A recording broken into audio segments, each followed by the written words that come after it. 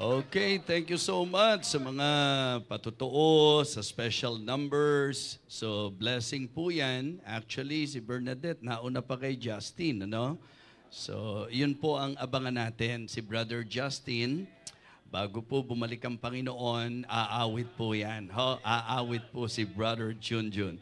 Okay, so again, to all our visitors, we are very happy that you are here with us.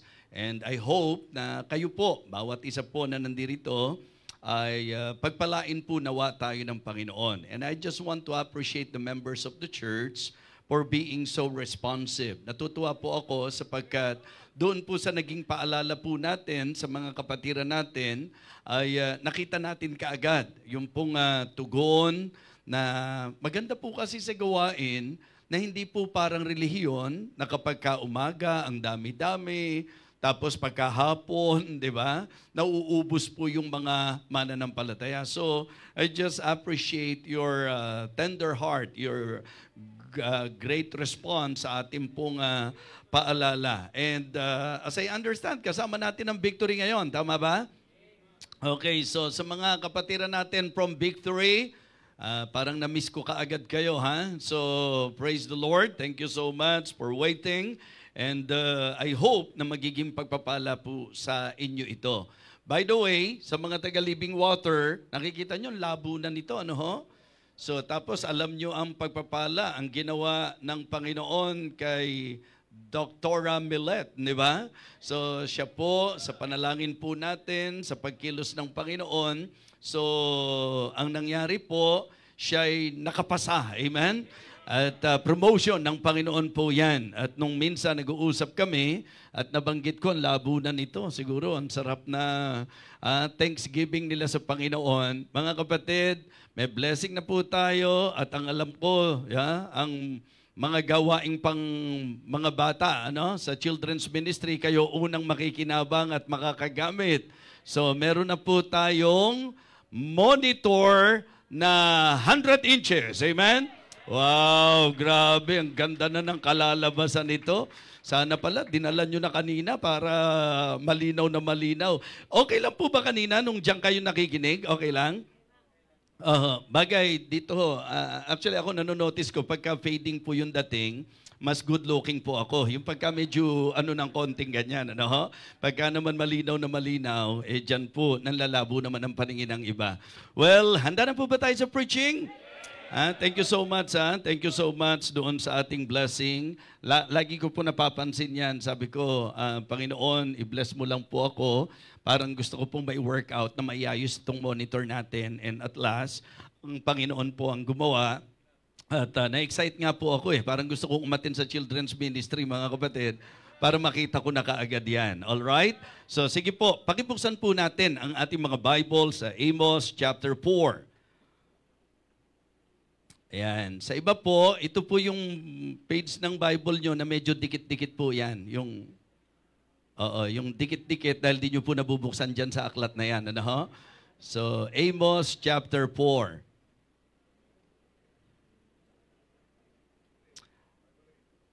Okay, please follow me silently habang binabasa ko po ang ating pong magiging teksto ngayon. Chapter 4, beginning verse number 1. Hear this word, ye kind of Bashan, that are in the mountain of Samaria, which oppress the poor, which crush the needy, which say to their masters, bring and let us drink. The Lord God hath sworn by his holiness, that lo, the day shall come upon you, that he will take you away with his hooks, and your posterity with fish hooks. And ye shall go out at the breaches, every cow at that which is before her. And ye shall cast them into the palace, saith the Lord. Come to Bethel and transgress. At Gilgal multiply thy transgression. Multiply transgression. And bring your sacrifices every morning, and your tithes after 3 years. And offer a sacrifice of thanksgiving with leaven, and proclaim and publish the free offerings. For this liketh you, O ye children of Israel, saith the Lord God. And I also have given you cleanness of teeth in all your cities, and want of bread in all your places. Yet have ye not returned unto me, saith the Lord. And also I have withholden the rain from you, when there were yet 3 months to the harvest.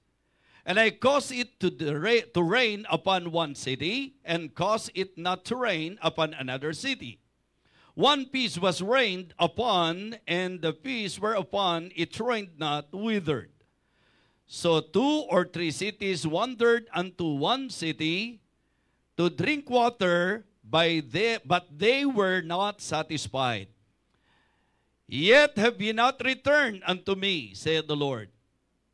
I have smitten you with blasting and mildew, when your gardens and your vineyards and your fig trees and your olive trees increased. The palmer worm devoured them. Yet have ye not returned unto me, saith the Lord. I have sent among you the pestilence after the manner of Egypt.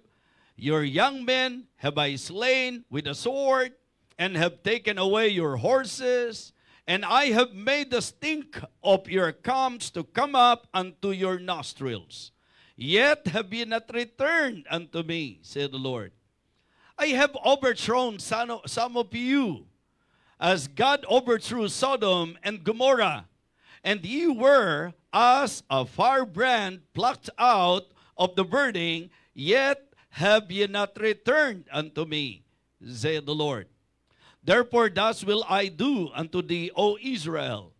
And because I will do this unto thee, prepare to meet thy God, O Israel. Let us pray. Our gracious, loving Father, our God in heaven, thank you so much for this wonderful opportunity of hearing thy words. Lord, I pray that you will empower me once again. Bigyan mo po ako ng karunungan na aking kailangan. Maging kapuspusan po ng banal na Espiritu. May you meet the spiritual needs of your children, of your people, O God. Sa iyo po ako nagtitiwalang lubos. Nawa ang hapong ito ay maging hapon ng kalakasan sa bawat isa, kaliwanagan para sa mga nangangailangan, at kababaan ng loob sa magiging pangungusap mo sa bawat isa po sa amin. Gamitin mo po ang pangyayaring ito sa iyong bayan upang kami po'y turuan, upang kami po'y pagpalain o aming dakilang Diyos. Umaasa po ako sa iyong paggabay sa aming pong pag-aaralan, sapagkat ito po ang aming panalangin sa pangalan po ng aming Panginoong Jesus. Amen. Amen. You may now be seated. Mari na po kayo maupo. So ito po ay masasabi nating pahayag na may kinalaman po doon sa judgment ng Panginoon sa kanyang bayan. Ang konteksto po nito is about judgment. Makikita nyo po sa verses 4 and 5, yung sins of Israel. And then marami pong pinadala ang Panginoon na plagues po sa kanila, salot sa kanila, pero hindi pa rin po sila nanumbalik sa Panginoon. Sa verse number 6, nandyan po yung shortage of food, yung kagutom na kanila pong naranasan. Sa verses 7 and 8, yung drought, mga kapatid, yung tagtuyot, no raining, o kaya masasabi natin na parang selective rain ang kanila pong na-experience. In verse number 9, about the pestilence. Di ba? Yung mga pestilences, mga kapatid. And then verses 10 to 11, yung kamatayan na po about death. Pero kahit ganun po, mga kapatid, mapapansin po natin na paulit-ulit, hindi pa rin sila nagpapasya na manumbalik sa Panginoon. Ako, napapansin ko at nakikita ko sa panahon po natin na ito po ay nangyayari pa din sa marami. Kaya kahit na po sabihin natin na ito po ay message na ang pinaka-konteksto is about the judgment of God sa kanyang bayan, mga kapatid, sinabihan sila ng Panginoon doon po sa lahat ng ito na sila'y maghanda, prepare to meet thy God. And this is about final judgment para sa northern kingdom of Israel. At alam nyo, nagkatotoo po yan nung finally na-destroy ang northern kingdom sa pamagitan po ng Assyrian conquest. So what I would like to share this afternoon is the learning that we can get dito po sa ating pong tekstong ito. Siguro yun na po ang kukunin natin. Kasi ito po yung naging tema ng camp na aking pong pinagsalitaan. Prepare to meet thy God. And it is good na naintindihan po natin yung pinaka-context. Now, kung ating pong bibigyan ng tinatawag nating understanding ang pamamaraan na naging pakikipag-ugnay ng Diyos sa kanyang bayan, mapapansin po natin or we can take this chapter na masasabing alarma ng Panginoon sa kanila. Mga kapatid, it is very true even nowadays na ang Panginoon po may paraan upang magbigay ng pag-alarma sa bawat isa po sa atin. Sa usapang individual, sa usapang church, sa usapang Kristyanismo, sa pangkalahatan. So, pwede nating sabihin that this is an alarm. Okay? This also can be considered as awakening. Hindi lang ito pang-alarma, kundi panggising ng Panginoon. Na baka mamaya po, masyado nating itinuturing na mababaw yung pong dealings ng Panginoon, particularly yung mga ginagawa ng Panginoon for us to realize kung ano yung mga bagay na dapat nating ma-realize. And we cannot deny the fact that this is also an appeal. So it is an alarm, it is an awakening, and it is also an appeal. At yun po yung gusto kong makita natin. Ano po ang appeal ng Panginoon sa kanyang bayan? Ano po ang panawagan ng Diyos? Ano po ang gustong iparating ng Panginoon? Ano po ang gusto ng Diyos na mangyari sa kanyang bayan? So mga kapatid, mga minamahal, gusto ko lang po na at least klaro po sa atin na ito po ay pag-alarma ng Panginoon, panggising ng Panginoon sa kanila, pero it is good to somehow consider and learn that this also an appeal. Ito po ay appeal ng Panginoon, una, to realization. Diba? Ito ay pamamaraan na ginawa ng Panginoon sa kanila. Mga kapatid, mga minamahal, ang napakahalagang bagay na maintindihan po natin, pwede tayong nalilihis, pwede tayong nasa sablay, pwede tayong nagkakamali, pero wag natin pong wawalang bahalain kapag ang Diyos ay nag-aalarma na sa atin. Amen? If God is already alarming us, mas magandang gumising ka na or else, mga kapatid, hindi po sisirain ng Diyos ang kanyang salita. Amen? Pag sinabi ng Panginoon na siya magbibigay ng paghatol, tiyak yun, mga kapatid. Kaya nga, sana po sa buhay po natin, again, as an individual, as church, sa usapang pang-Kristyanismo, sa ating panahong ito, nandito na tayo sa panahon na may pag-alarma ang Diyos, ipinakita na ng Panginoon ang mga nagiging kaganapan, patunay na tayo po'y nasa mga huling araw na, kaya panahon na po upang ang ating pong marinig ay ang panawagan ng Panginoon, hoy, gising! Amen? Yes! Gumising na po tayo. Ang mali ay mali. Ang masama ay masama. Ang hindi matuwid ay hindi matuwid. Kung Diyos ang pag-uusapan, huwag kang manatili dyan. Huwag kang magmatigas. Huwag mong ipagpilitan. Ang makasasama sa iyo, ang hindi nakalulugod sa Diyos, at ang lakad na marapat sa mga nagsasabing tayo sa Panginoon. Amen? So kaya, kamusta po ang ating attitude sa mga panahong inaalarma tayo ng Panginoon? Diba? Ito po ba ay nagiging dahilan para tayo po ay magkaroon ng realization? Isang napakalaking failure, isang napakalaking disadvantage kapag tayo po na nagkakamali ay hindi dumarating sa punto na nare-realize natin ang ating pagkakamali at nare-realize natin dapat kung saan tayo dadalhin ng ating pagkakamali. Amen? Kapag ipipilit mo sa Diyos ang maling buhay, sana handa ka na haharapin mo ang Diyos sa magiging resulta at bunga ng maling buhay. Kaya kung meron pong kasalanan, kung nasa kalikuan, ito po ay apila ng Panginoon para mapagtanto mo, ma-realize mo, itama ang dapat itama. Amen? It is a call, an appeal to realization. And you know what? It is also an appeal to repentance. Di ba? Walang kwenta na na-realize mong mali, pero hindi ka nagsisi. Walang kwenta na alam mong hindi tama, liko, lihis, na natili ka pa kahit na meron kang clear understanding na dadaling ka niyan sa hindi maayos na buhay. You know, ang isang bagay na dapat na-o-observe natin, dahil tayo may choice tayo, magagawa naman natin kung anong gusto nating gawin. You can do whatever you want. But you know, it is good to be reminded, folks, na ang bawat gagawin po natin, meron pong magiging bunga po yan. Kung masama po ang ating iniyasik, ang aanihin natin, masama din. Kung susuway ka sa Diyos, may curse na sinasabi po ang banal na kasulatan.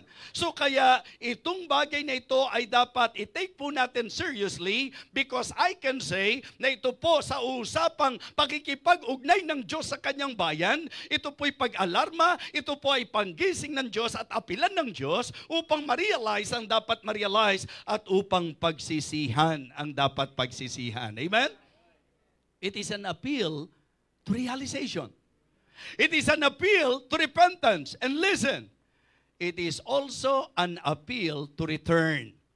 Ito po ay ang panawagan ng Diyos. Ito po'y kalabit ng Panginoon. Ito po'y padaman ng Diyos sa kanila. Ito po ang pinakanais ng Diyos na hindi lang nila ma-realize na sila'y nagkamali, sila'y magsisi sa kanilang maling buhay at manumbalik sa Diyos.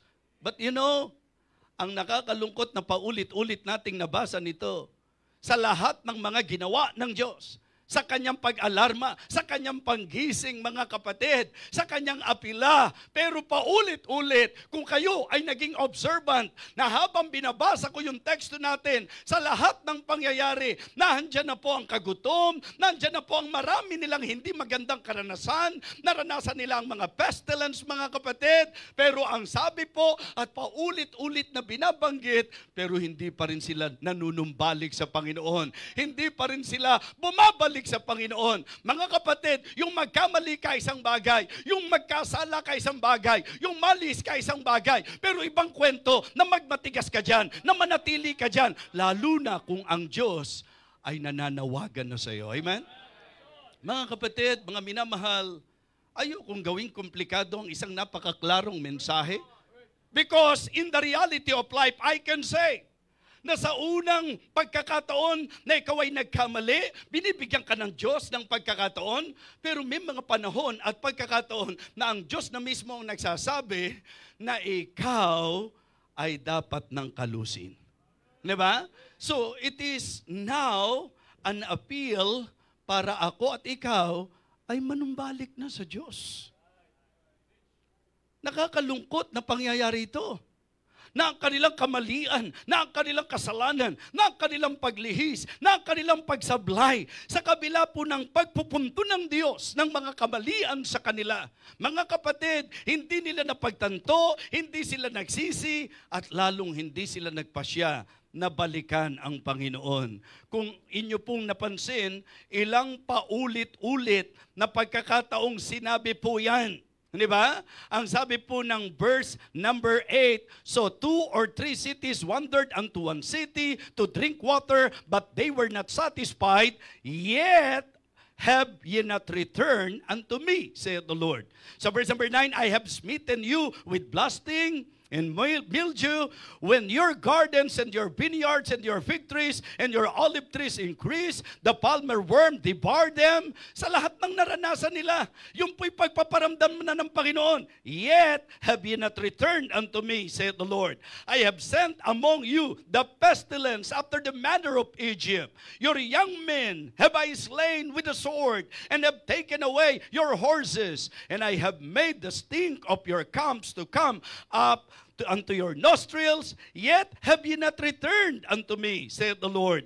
Mga kapatid, sa verse 11, I have overthrown some of you, as God overthrew Sodom and Gomorrah, and you were as a firebrand plucked out of the burning, yet have ye not returned unto me, saith the Lord. Mga kapatid, ito pong bagay na ito, ang gusto ko po na talagang bigyan ng diin sa atin. Sino sa inyo ang sang-ayon na kahit Kristiyano naman tayo, sumasablay pa rin tayo? Sino sa inyo ang sang-ayon na kahit Kristiyano tayo, maaari pa rin tayo magkamali. Nagkakasala pa rin po tayo. Tama po? Mga kapatid, that is very possible to happen. Na ako kahit Kristiyano na, minsan pag nahatak ako ng maling impluensya, may mga pagkakataon po, mga kapatid, na ako'y nakapagpapasya ng hindi ayon sa kalooban ng Diyos o yung bawal ng Diyos na gagawa ko. Isang bagay na gusto kong ipaalala, sa mga ganung panahon, ang Diyos ay nangungusap, ang Diyos ay nagpapadama. Kaya dito po, 4 na bagay ang gusto kong pansinin nyo na dapat maging handa tayo na harapin ang Diyos. Okay? 4 na bagay. Alam nyo po ang ginawa sa kanila rito? Confrontation. Diba? It is very sad to see that many believers, in spite of God's confrontation, diba? Nandito ang Panginoon confronting our sin. Nandyan po siya na talagang tayo po'y kino-confront sa mga mali sa buhay natin, sa mga hindi tama sa buhay natin. Pero nagmamatigas at hindi pa rin tayo nanunumbalik. Okay? Mga kapatid, makikita nyo po dito, not just the confrontation, but also the correction. Hindi lang sila kinonfronta, itinutuwid sila, tinatama sila. Ang idea po ng confrontation, ipamukha sa'yo, mali yan. Hindi tama yung buhay mo na yan. Hindi tama na ikaw ay nagpapabaya sa pagtitipon. Hindi tama na hindi mo ibinibigay ang para sa Diyos. Hindi tama na ikaw ay niligtas ng Panginoon pero wala kang ginagawa para sa Kanya. Hindi tama na hindi tama ang puso mo na sumasamba ka sa Kanya. Hindi tama na ikaw ay nagpapa-impluwensya sa mga bagay ng mundong ito. Hindi tama na ikaw ay nabubuhay sa kalayawan at mananatili sa kasalanan. Yan po ang confrontation. Ipamukha sa iyo, sabihin sa iyo, mali yan, hindi tama yan, hindi kalugod-lugod sa Diyos yan. Okay? And then, yung correction po, doon sa mali na yon, ang gusto ng Panginoon, ilid ka niya na ito ang dapat mong gawin. Amen? Yes. And you know what? Kaya nga sabi ko, natutuwa ako dahil yung concept na ito ang dahilan kung bakit ano man ang maging damdamin ninyo, basta ang mahalaga, makorek ko yung nagiging maling habit natin. Yes. And I'm very happy to see that you are positive sa inyo pong reception. Nung binigyang pansin ko po, parang mali yata na ang Panginoon sa buong paghihirap na naranasan niya sa atin, tapos tayo, mga simpleng bagay, hindi natin magawa sa Kanya. Kaya nga sabi ko po, ako ay nabe-bless sa naging response ng marami na kung saan mga kapatid, na-realize natin, oo nga, tama nga yun, na ang buong linggo natin sa Diyos yan, pero hindi pa natin maibigay sa Kanya. Remember, meron tayong ilang mga bagay na natutunan. Di ba, naaalala nyo po yung ipinoint out ko po sa inyo yung kay Adam and Eve? Yung problem ng discontentment, yung problem ng doubt, at yung problem ng disobedience. Discontentment kasi halos sa lahat ng bunga, pwede nila kainin. Isa lang ang hindi pwede kainin, hindi pa sila nasyahan. Hindi pa rin pinatawad, hindi pa pinakawalan. Baka nga hindi pa nakakain yung lahat ng pwedeng kainin, nag-violate na po mga kapatid. So, ibig kong sabihin, mahalaga na kung ano yung pwede, yun ang i-enjoy mo. Kung ano yung sinabi ng Diyos na para sa'yo, yun ang i-enjoy mo. Pero pag kami sinabi naman ng Panginoon na dapat, sana, para sa Kanya, mga kapatid, kung yan po ay ibinigay niyang restriction sa iyo, masyahan ka naman sa kung ano yung pwede. Bakit sinabi ng Diyos ko, ano yung mga po pwede, pati yung hindi po pwede, gagawin mo. Di ba, in-apply nga natin yan? Sa tithing, 90% sa iyo. Di ba, 10% na lang, ginagalaw pa. Di ba, pinakikialaman pa rin.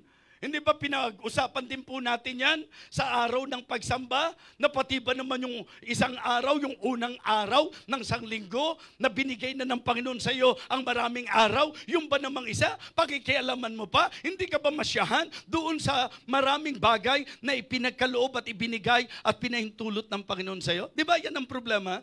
Mga kapatid, diyan napapariwara po ang Kanyang bayan. Kapag ka sila'y lumilihits at sumasablay. At doon naman maganda na sana po, dahil aminado tayong nagkakamali tayo, huwag tayong negatibo sa confrontation. At lalong huwag tayong maging negatibo sa correction. Imagine your Christian life kung wala pong correction. Diba? And if we will study the Word of God, Ang isa sa kanyang pinakabenepisyo ay yung i-correct tayo sa kung ano po ang mali sa buhay natin. Amen po ba?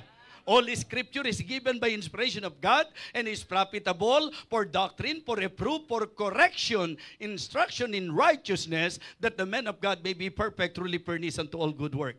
It is just sad na makita natin, the Lord confronted them, the Lord corrected them, but still, hindi sila nanunumbalik. Ito ba ang tutularan natin? Sila ba yung gagayahin natin?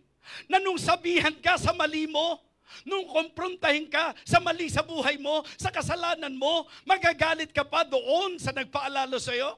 Mga kapatid, sa totoo lang, ang pastor, tagapagsalita lang naman ng Diyos yan.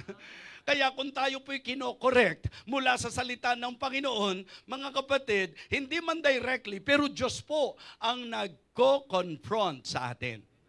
Ang nakakalungkot, kinonfront sila, hindi nanumbalik. Okay? Kinorek na sila, pero hindi nanumbalik. Eto matindi. In spite of confrontation, in spite of correction, and in spite of consequences. Grabe po. Naranasan na nila yung mga konsekwensya.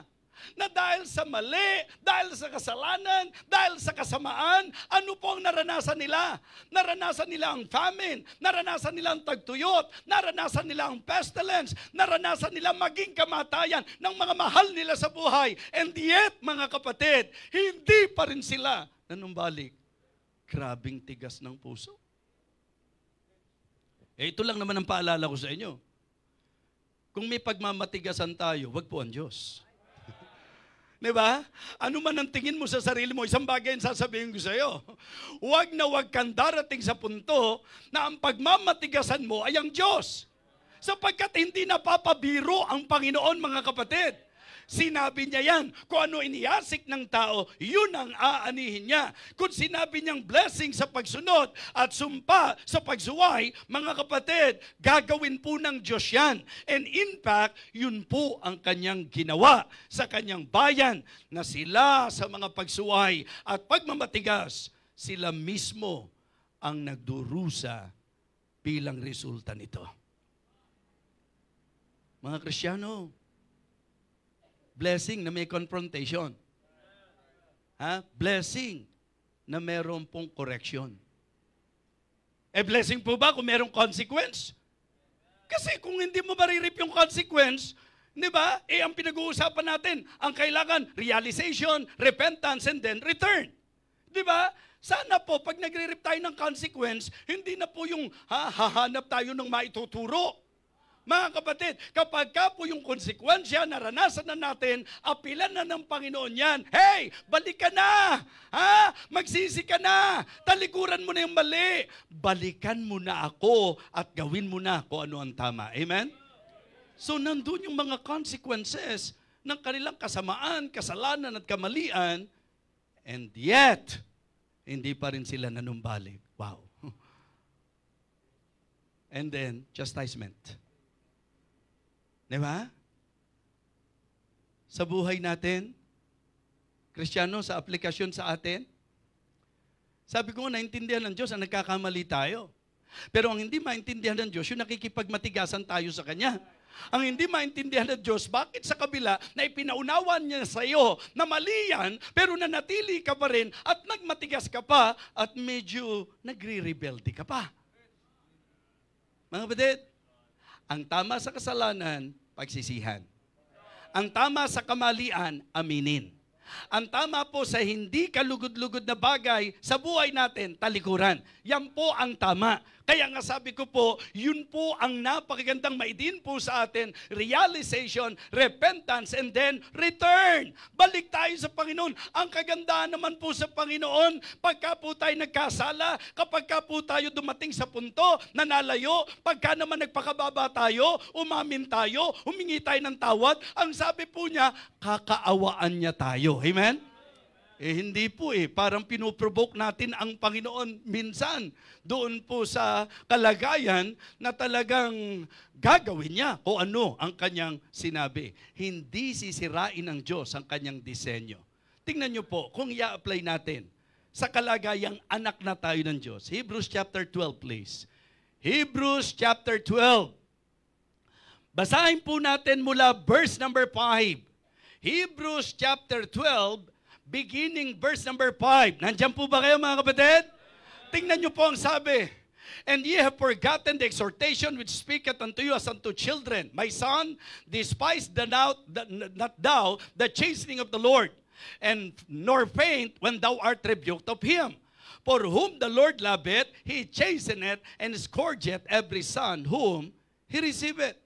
So, ang Biblia po, ipinupunto sa atin yung pagiging positibo ng palo. Mga kapatid, kung nakikinig kayo, ang palo po sa buhay Kristiyano ay pagpapala.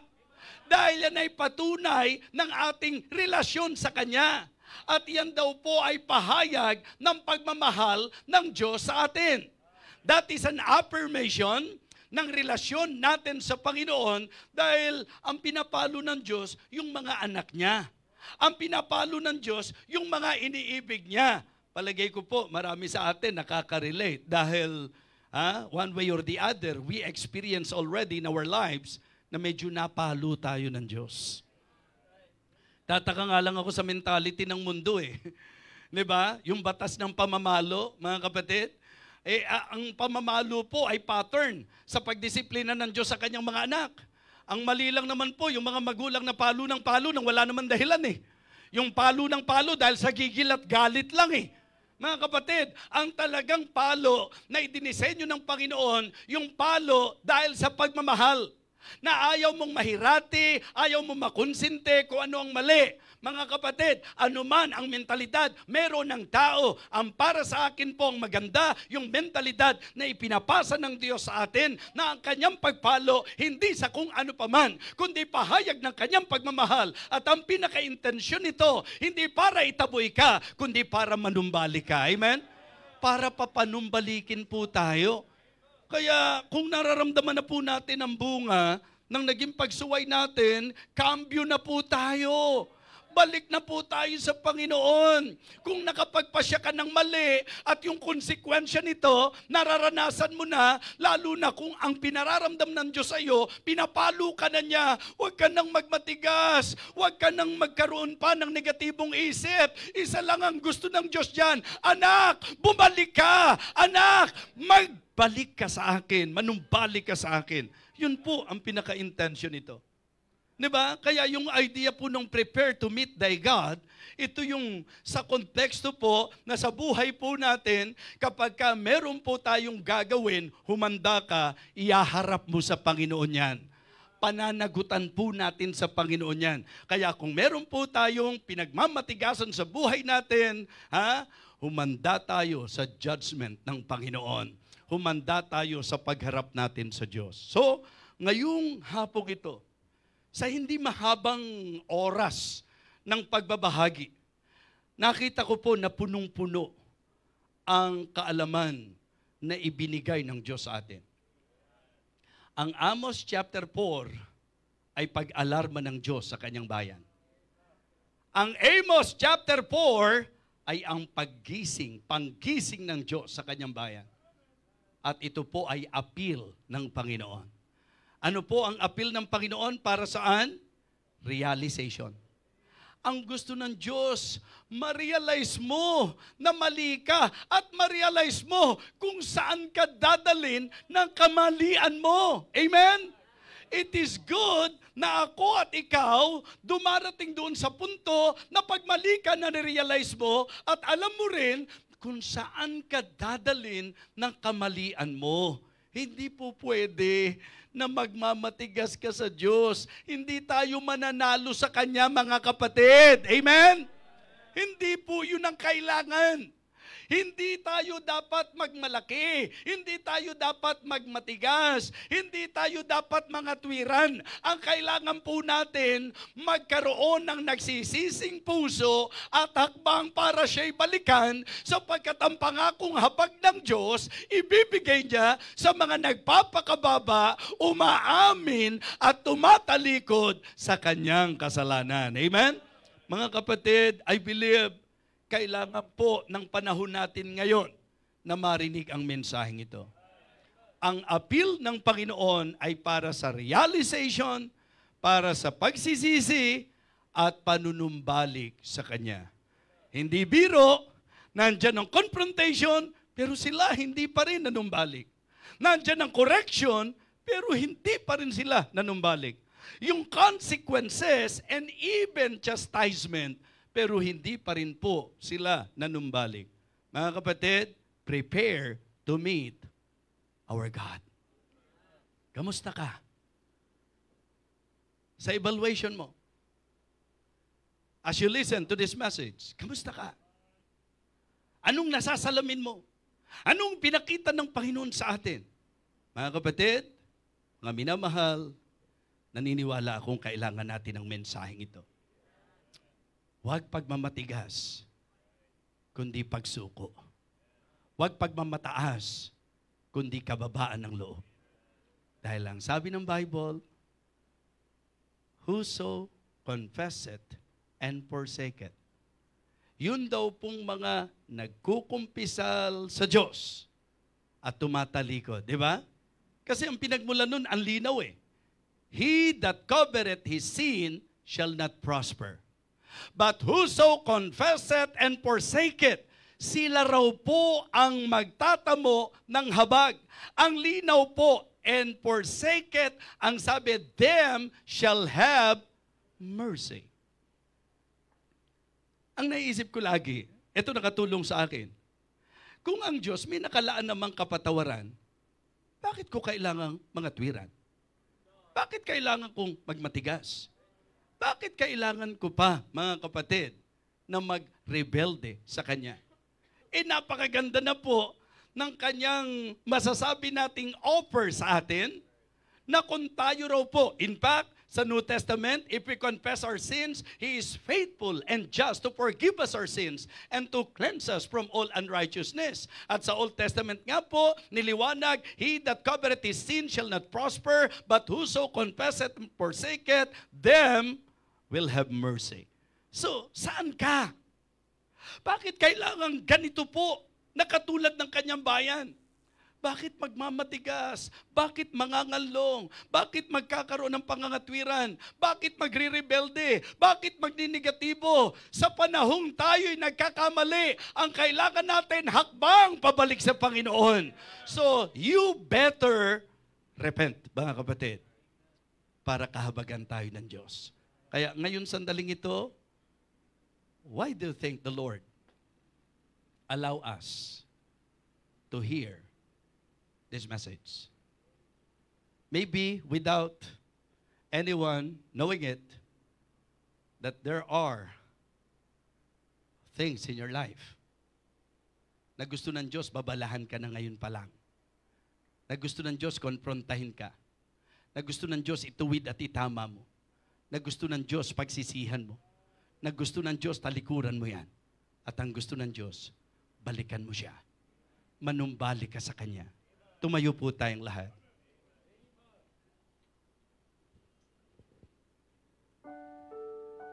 Habang nakayuko at nakapikit ang bawat isa, I believe that the Word of God is powerful. And I believe in the conviction of the Holy Spirit. I am very sure that the reason why led me to preach this message, kasi ito po ang kailangan natin. So, Victory Fundamental Baptist Church, Living Water Baptist Church, wala bang mga bagay sa buhay natin na kinokonfronta ng Diyos ngayon at tinatama ng Diyos ngayon? Mga kapatid, maybe God is appealing you this afternoon sa realization, repentance, at desisyon ng panunumbalik. Marahil may mga kasalanan na ang gusto ng Diyos, talikuran mo na yan. Pagsisihan mo yan. Magpakababa ka upang kahabagan ka niya.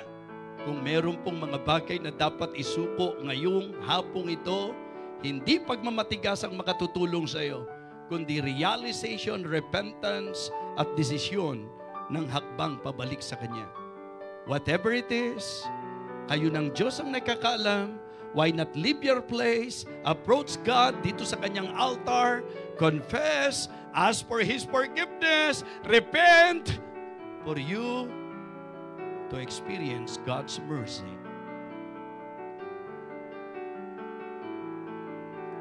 Nagsasuffer na tayo ng consequence, magmamatigas pa ba tayo? Inaani na natin ang hindi magandang resulta ng kasalanan, ng kamalian, ng paglihis, ng paglayo. Mananatili pa ba tayo sa ganyang kalagayan? So ang mensaheng ito ay apilan ng Panginoon sa realization, repentance, at sa desisyon ng pagbabalik sa Kanya.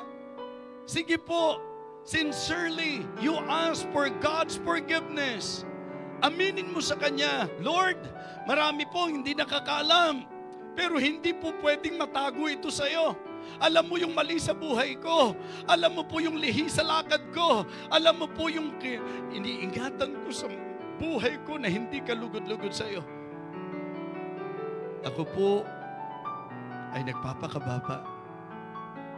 Humihingi ng tawad, kumikilala sa aking kasalanan, at nagpapasya na ikaw ay aking balikan. Sige po. Dakilang Diyos,